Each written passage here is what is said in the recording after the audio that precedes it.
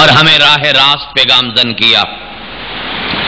عربی زبان کا ایک مشہور محاورہ بھی ہے، تعرف الاشیاء بازدادها، کہ اگر آپ کسی چیز کی اہمیت کا اندازہ لگانا چاہتے ہیں تو پھر اس کے الٹ یا مخالف چیز کو دیکھیے۔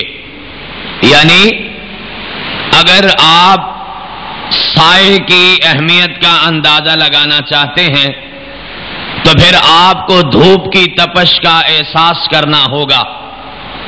اگر آپ پھول کی نرمی اور خوشبو کا اندازہ کرنا چاہتے ہیں تو پھر آپ کو کانٹوں کی طرف بھی دیکھنا ہوگا۔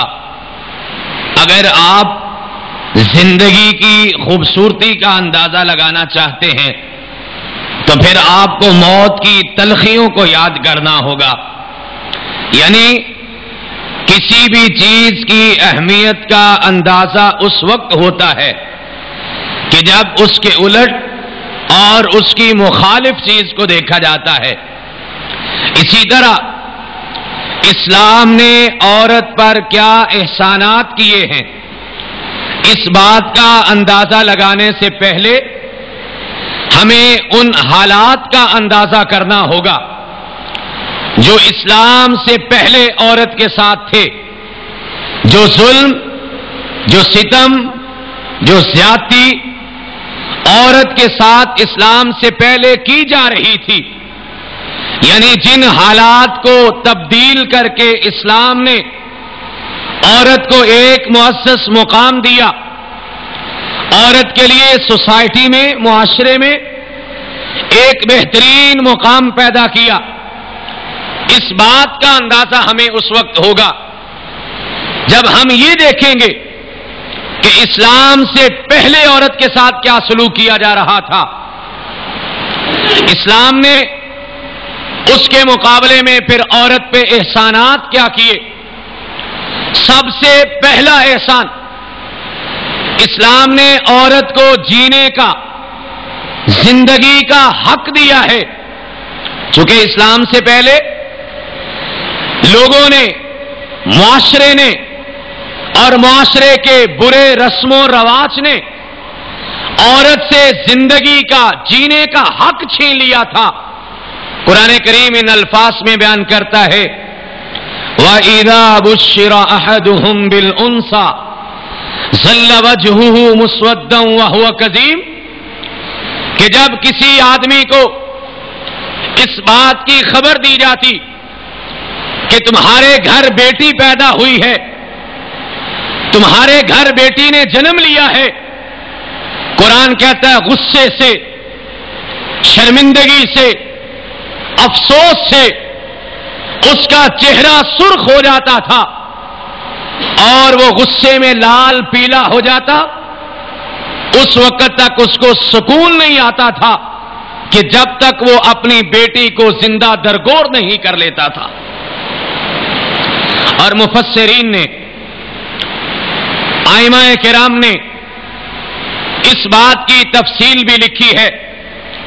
امام بغوی رحمت اللہ علیہ، امام نووی رحمت اللہ علیہ، انہوں نے اپنی شروحات کے اندر یہ تفصیلات بیان فرمائی ہیں کہ جب کسی کے ہاں بیٹی پیدا ہوتی، وہ اس کی 6 سال کی عمر کا انتظار کرتا۔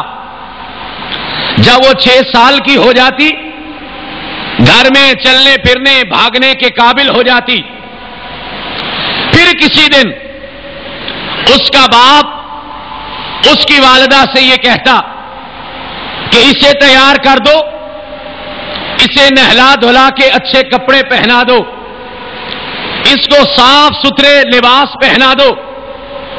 جب وہ اس کو تیار کر دیتی، اس کا باپ جو اس کام سے پہلے ہی اپنے علاقے یا اپنے گاؤں کے باہر ایک گڑھا کھود کے آتا تھا، وہ اپنی اس بچی کو کپڑے پہناتا، تیار کر کے اپنے ساتھ لے جاتا اور اس گڑھے کے کنارے پہ کھڑا کر کے کہتا، بیٹا اس کے اندر ذرا جھانک کے تو دیکھو، اس گڑھے میں کیا ہے؟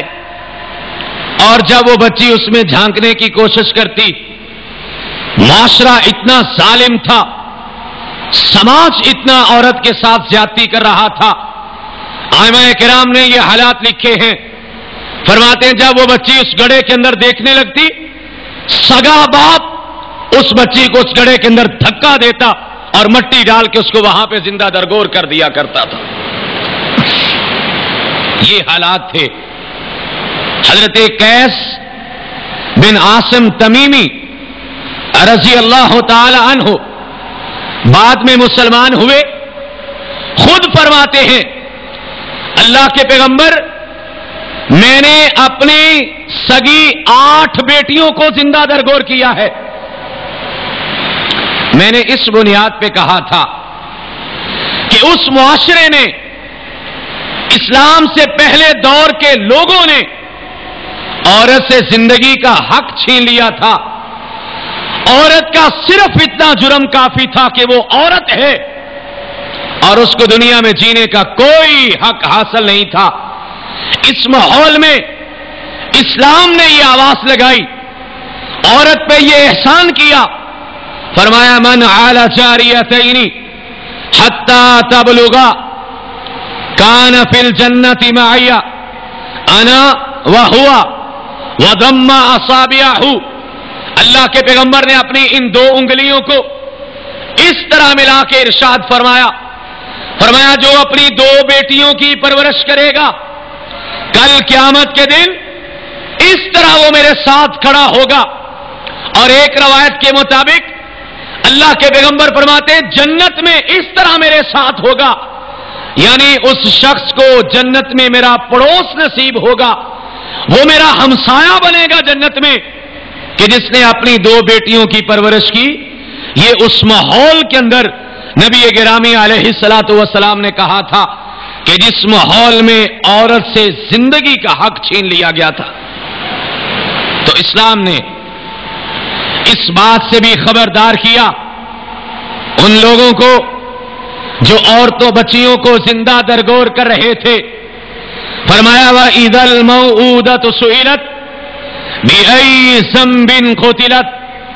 اے بچیوں کو زندہ درگور کر دینے والوں، دنیا میں تمہارا ستم ظلم اپنی جگہ پہ، لیکن یاد رکھنا کل قیامت کا دن ہوگا، اللہ کا دربار ہوگا اور ان بچیوں کا ہاتھ ہوگا اور یہ تمہارے گریبان سے پکڑ کے تمہیں سوال کریں گی.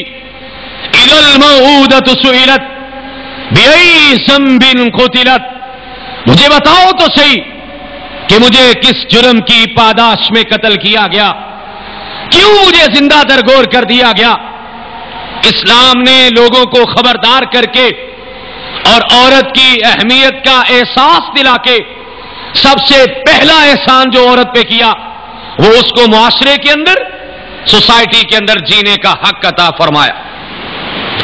اسلام کا دوسرا احسان، اسلام سے پہلے کے حالات دیکھو یا دنیا کے دیگر مذاہب کا مطالعہ کریں، ان کے نزدیک عورت کی کوئی قدر و منزلت نہیں.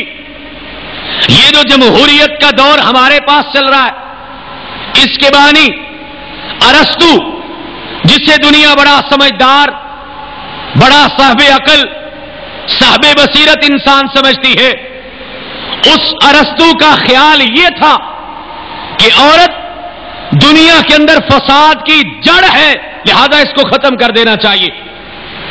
افلاطون یہ کہا کرتا تھا کہ عورت ایک سانپ اور بچھو ہے جو کسی وقت بھی انسان کو ڈنگ مار سکتی ہے، لہذا اس سے نفرت کرنی چاہیے اور اس سے بچ کے رہنا چاہیے.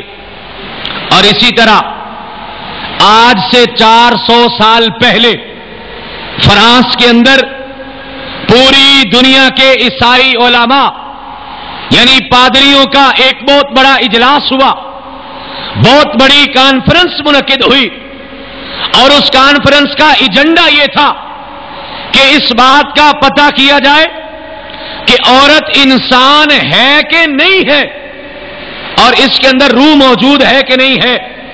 یعنی عورت کو انسان کہلوانے کا حق حاصل ہے یا نہیں ہے؟ یہ اس کانفرنس کا مین ایجنڈا تھا.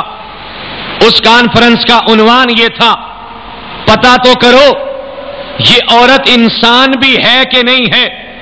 یعنی عورت کی بے عزتی کا عالم یہ ہے.